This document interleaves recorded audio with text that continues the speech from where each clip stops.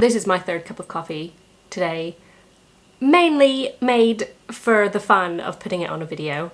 You know, what is a YouTube video without the opening sequence of making coffee? Because it's actually almost 10 o'clock already. I've been down to the beach with the dog to wear him out, although he will never be worn out. He is a collie dog. And also just kind of tended to some admin and that kind of thing.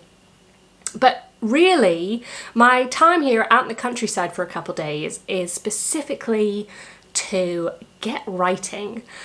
You may know, if you follow me on Instagram, that a couple months ago I signed a book contract with Routledge, which was a long process to get to that point. They contacted me last summer, I spent the autumn writing a proposal, and they accepted that, and I signed a contract in January. So I have the next 18 months to write a bloomin' book, which of course is very daunting, but also feels like an incredible privilege to have the opportunity to do that. I have always loved writing.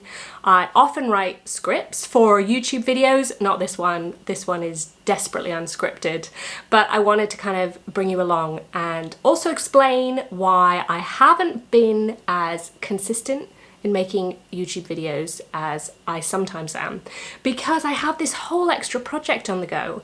I'm writing a book on how we support our non-speaking kids in the early years with the ideas and strategies that I've learned over the course of my career, with a good dose of kind of honesty, some stories along the way. I mean, I'm pitching it like this is how it's going to be. This is my hope, right? And at the moment, it's definitely the practice of just turning up at the page and writing and hoping that some goodness will come out of that in the final edit, and kind of trusting the process. And there's certainly a lot of parallels with that and with a lot of the work that we do in the early years when we're helping children with their communication.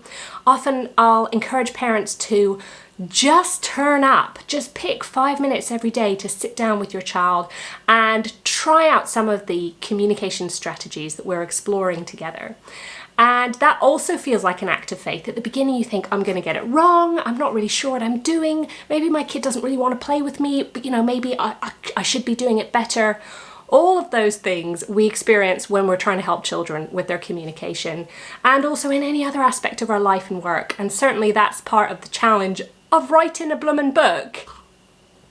I've had a lot of requests for videos recently on a number of really cool topics. I can't wait to make them, you know, joint attention, keyword level, supporting transition, you know, how do we make the big leap from leaving the play park to get back in the car and go home.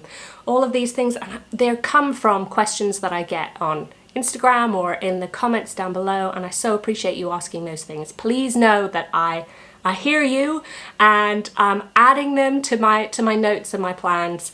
And really the challenge for me now is the balance of how to work on so many different projects at once, which I'm sure you can relate to. I bet you are spinning a lot of plates in whatever your work and life looks like at the moment as well. So this week, I don't have any of those top questions answered in this video. This is really just bringing you along, sharing a little bit of behind the scenes of my work, and also this big project that really I'm just at the beginning of. But I know that if I share with you parts of the process, it's going to help me be accountable and keep turning up to do that work. So enough chit chat for now. I'm going to go and get writing.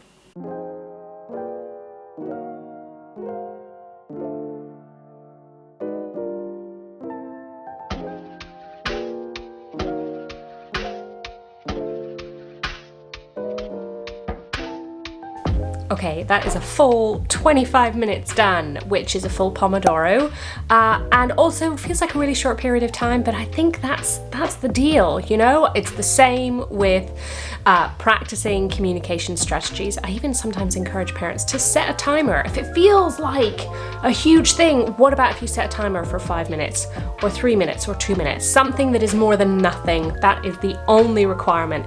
And here I have this app called Flow, which is really useful for getting those timers of 25 minutes and then a 5-minute break, which is what I'm gonna have now.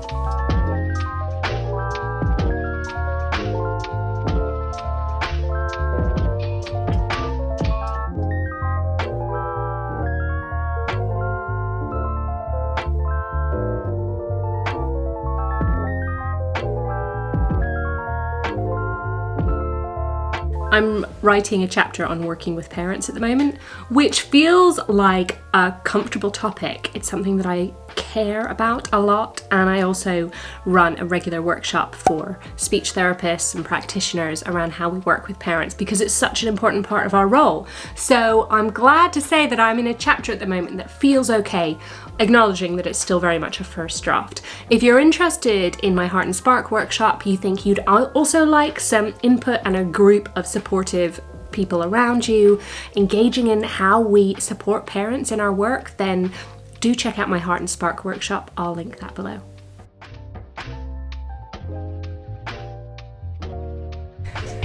Okay, that's enough of that. It's the most glorious blue sky March day here, so we're gonna go and hike up a hill.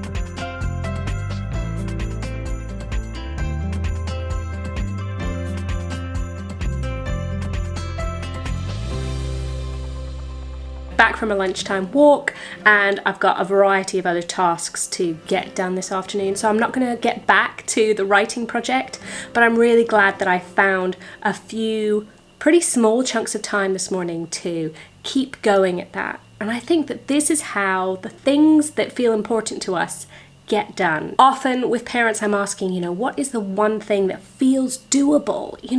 Because so often we want to set out with really big, grand, exciting goals, and then we stumble and it feels like we're defeated before we even get started. So I think there can be something really magical about setting yourself a really tiny goal. So what is the thing that you want to be starting? What kind of 1% action can you take towards it? And if you want to share that with me, I'd love to hear in the comments below. Every tiny step is a step in the right direction. So here's to you taking whatever tiny steps feel important to you. And until next time, I'll see you around.